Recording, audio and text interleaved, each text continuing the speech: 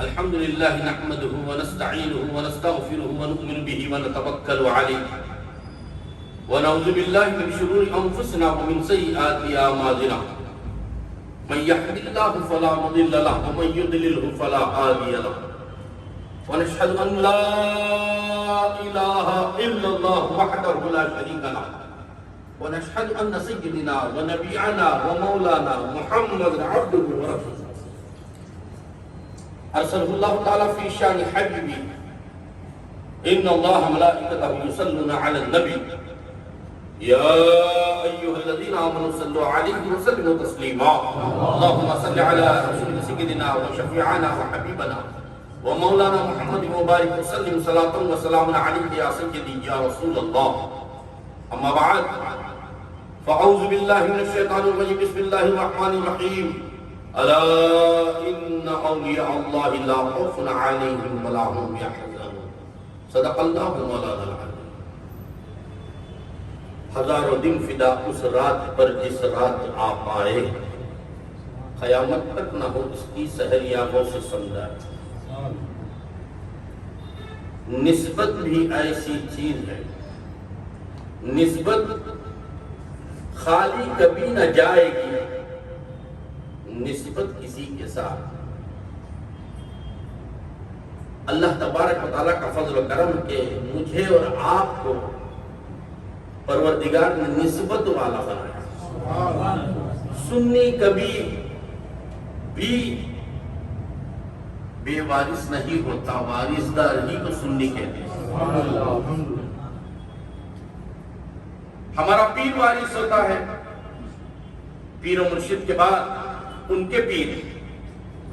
پیر اس سے آگے جائیں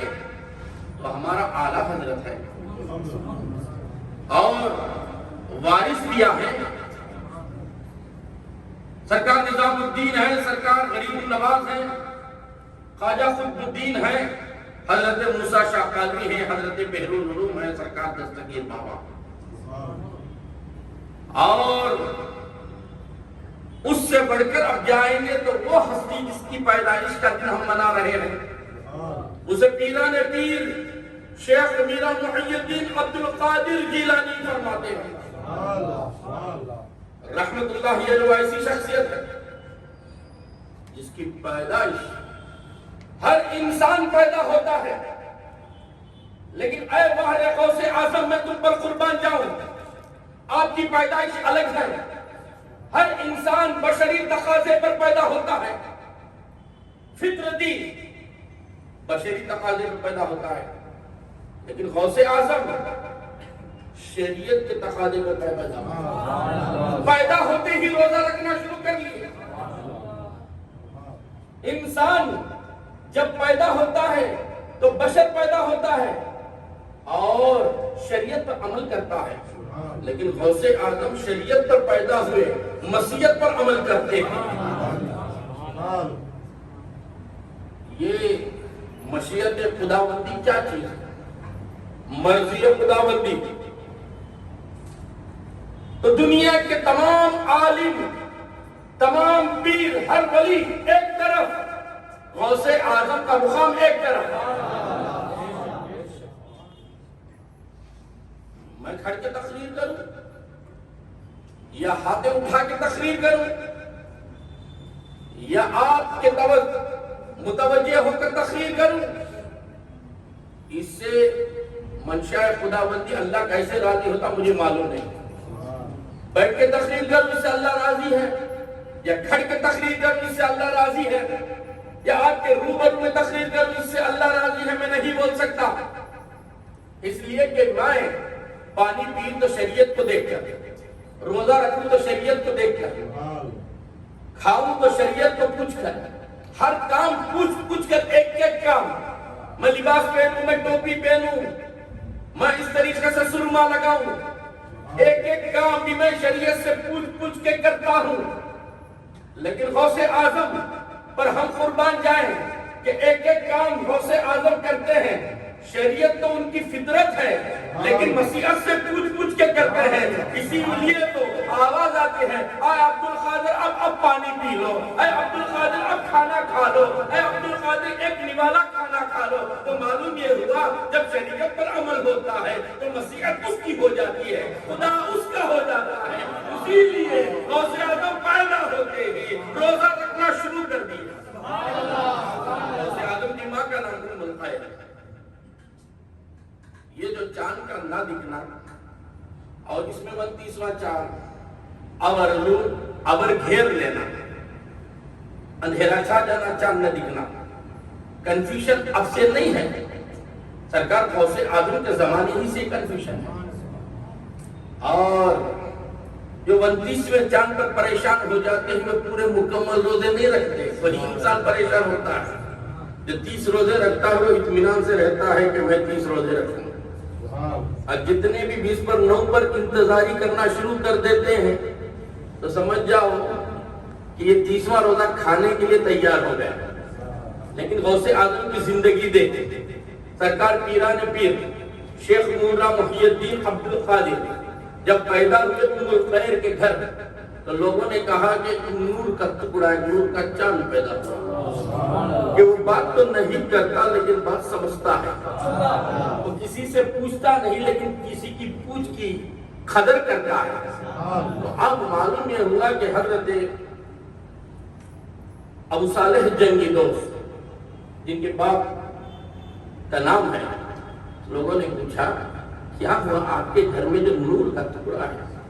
اس سے آپ کا پورا گھر نورانی ہو گیا۔ غوث اعظم نے دودھ پینا چھوڑ دیا، ماں نے دودھ دے دے کر ام الخیر نے بچہ دودھ نہیں پیتا تو اب لٹا دی۔ جب موذن اذان دے رہا ہے مسجد میں، افطاری کا وقت ہو رہا ہے، دنیا پوری نیتیں بول کر افطاری کر رہی ہے، غوث اعظم اپنے گھر میں اپنے بستر پر ہاتھ مل رہے ہیں، پاؤں سے مل رہے ہیں، اور یہ ماں کو اطلاع دے رہے ہیں کہ افطاری کا وقت ہو گیا ہے کہ دودھ پلاؤ۔ تو ام الخیر نے صبح سے دودھ نہیں پلائی۔ جب غوث اعظم نے اس طریقے سے اشارہ کیا تو اٹھا کر اپنے پستان کو غوث اعظم کے منہ میں دیا تو دودھ پینا شروع کر دیا۔ تو معلوم ہو گیا کہ عبد القادر جیلانی روزہ رکھنا شروع کر دیا۔ ام الخیر فرماتی ہے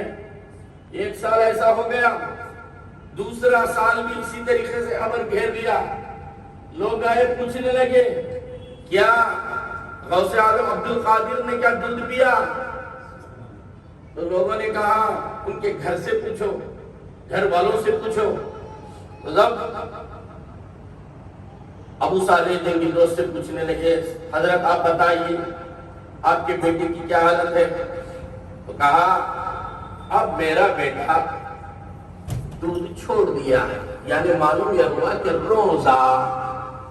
رکھ لیا ہے، رمضان شروع ہو گیا۔ اور جیسے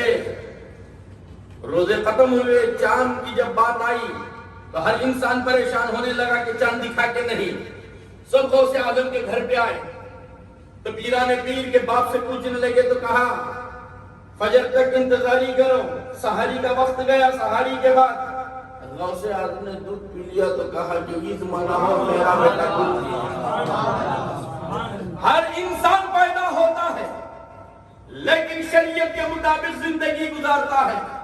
لیکن غوث اعظم شریعت ہی میں پیدا ہوئے بشری تقاضے میں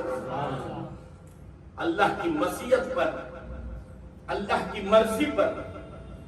انہوں نے روزہ رکھا۔ بچپن ہی سے روزہ رکھنا یہ سب کا کام نہیں، پیران پیر کا کام۔ اسی لیے غوث اعظم یہ نہیں کہنا کہ وہ صرف رضویوں کے ہیں، وہ سب کے ہیں، چشتیوں کے ہیں، قادریوں کے ہیں، نقشبندیوں کے ہیں، سہروردیوں کے ہیں، ہر سلسلے کے پیر ہیں وہ، اسی لیے وہ پیران پیر ہیں۔ ہر ولی ہونے والا چاہتا ہے قدمی حاضی علی رقبۃ الکل ولی اللہ، میرا قدم ہر ولی کے گردن پر ہے، جب تک میں قدم گردن پر نہ رکھوں تو ولایت سے شرف حاصل نہیں کر سکتا۔ ایسا کیسے تمہارے جیسے ہمارے جیسے پیدا ہو سکتا ہے؟ ہم بڑے خوش نصیب ہیں سلسلے حسینیہ والے غوث اعظم کی پیدائش مناتے ہیں، اور ہم غوث اعظم کو نہیں بھولتے تو ان کے دادا کو کیسے بھول سکتے ہیں، رسول اکرم کو کیسے بھول سکتے ہیں؟ ارے غوث اعظم سے اللہ کی مشیت، اللہ کی مرضی اور شان خداوندی چھپی نہیں تو ان کے دادا سے کیسے چھپ سکتی ہے؟ آؤ پیران پیر کا بچپن آپ نے سنا، پیدائش آپ نے سنی، سرکار کی زندگی آپ دیکھو، حضرت کو دعوت پر بلایا، گئے دعوت پر، ایک مرید کے گھر پہ دعوت تھی، اسی لیے سیدوں کو، اہل بیت کو، پیروں کو، شیخوں کو، ولیوں کو اپنے گھر تعظیم سے، تکریم سے آپ بلاؤ تاکہ آپ کی قسمت بدل جائے، ان کا قدم تمہارے گھر میں کیا پڑے تمہاری قسمت بدل جائے۔ لیکن زمانہ چھان مارا ہے، یہ دنیا دیکھ ہی بھالی ہے، نہ کوئی خوش خرم ہے، نہ کوئی غم سے خالی ہے۔ آج ہم ہر بیماری میں مبتلا، نہ وہ بیماری کو ہم نے دیکھا ہے، نہ اس بیماری کو ہم نے سمجھا ہے، لیکن پھر ہوتا کیا ہے، وہ بیماری کا ڈر ہمارے دل میں اتنا بیٹھ جاتا ہے۔ اس کی وجہ کیا ہے؟ ہم نے اولیاء اللہ کے دروں کو چھوڑ دیا، ان کی چوکھٹوں سے ہم نے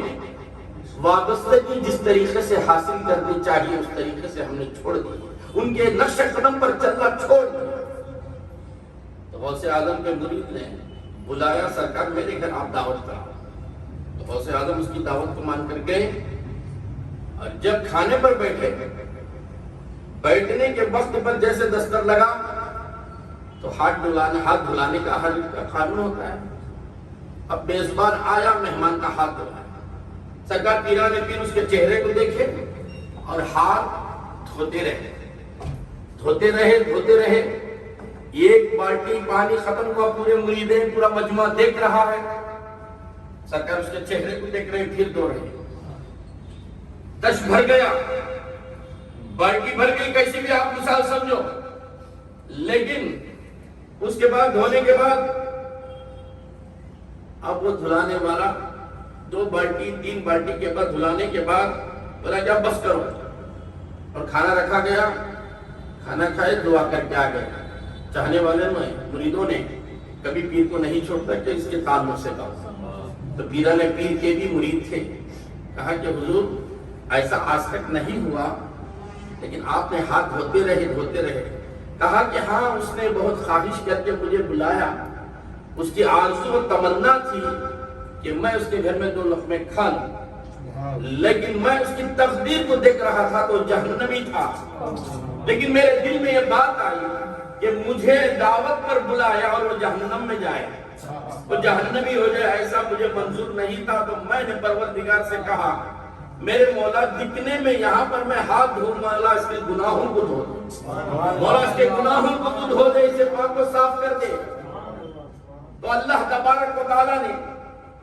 میری مرضی کو مانا، کیوں اس کی مرضی پر میں نے زندگی قربان کی، میں پیدا ہوتے ہی کھانا پینا چھوڑ دیا۔ کس نے بتایا پیران پیر کو پیدا ہوتے ہی؟ کسی کو معلوم ہے پیدا ہوتے ہی کہ رمضان کا مہینہ؟ کوئی جانتا ہے؟ ماں جانتی ہے کہ کون سا ڈیٹ ہے جو بچہ تکلیف دے کے پیدا ہوا ہے، درد ہوا، اس لیے ماں کو معلوم کہ ڈیٹ کیا ہے۔ بچے کو کیسے معلوم کہ کون سا ڈیٹ ہے، کون سا مہینہ ہے، چاند رات ہے کہ نہیں، رمضان شروع ہوتا کہ نہیں؟ دیکھو غوث اعظم کی شان، پیران پیر پیدا ہوتے ہی تب کتنے پاک پیدا ہوئے رہیں گے، اسی لیے تو غوث پاک کہتے ہیں۔ جس کا دل پاک، جس کا ذہن پاک، جس کی نگاہیں پاک، جس کا جسم پاک، اسی کو تو غوث پاک کہتے ہیں۔